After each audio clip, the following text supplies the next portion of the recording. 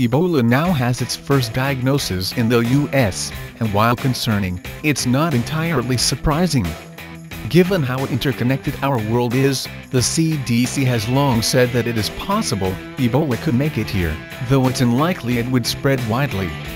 Here's what you need to know now that there's a patient with Ebola in Dallas.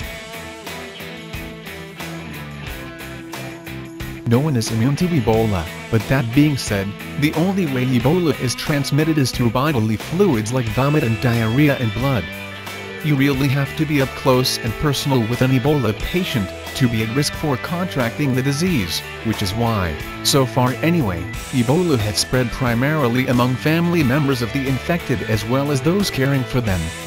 It's not easy to catch Ebola, especially since it does not spread through the air.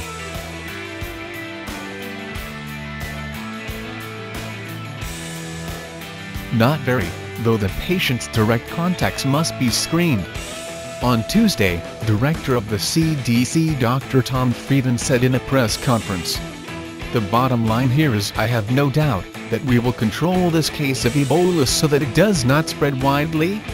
The CDC has consistently said that, given the quality of the U.S. healthcare system, it's very unlikely that there will be significant spread of the disease on U.S. soil.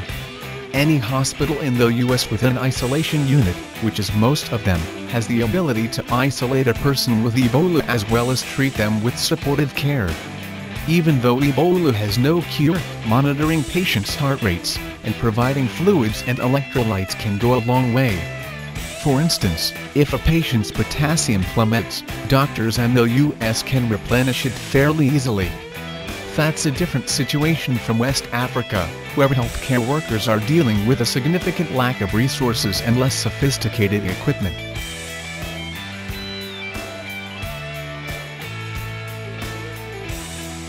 That's highly unlikely. Ebola is only contagious when a person starts exhibiting symptoms of the disease, like a fever. And even then, a person can only contract the disease from direct contact with bodily fluids. The patient with Ebola in Dallas did not start exhibiting symptoms until 4 days after landing in the U.S., which means it's extremely unlikely people on this plane are at any risk.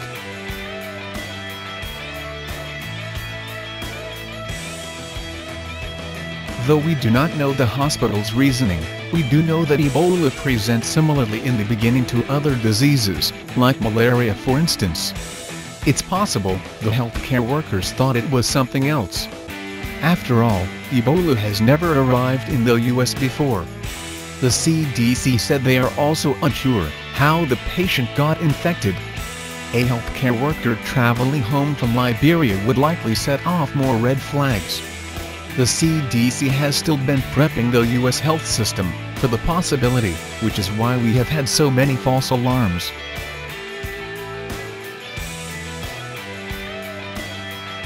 The Ebola outbreak as a whole is terrifying, with over 3,000 dead and the worst yet to come, according to reliable predictions. The new case is a reminder that an infectious disease outbreak like Ebola truly is a global health emergency.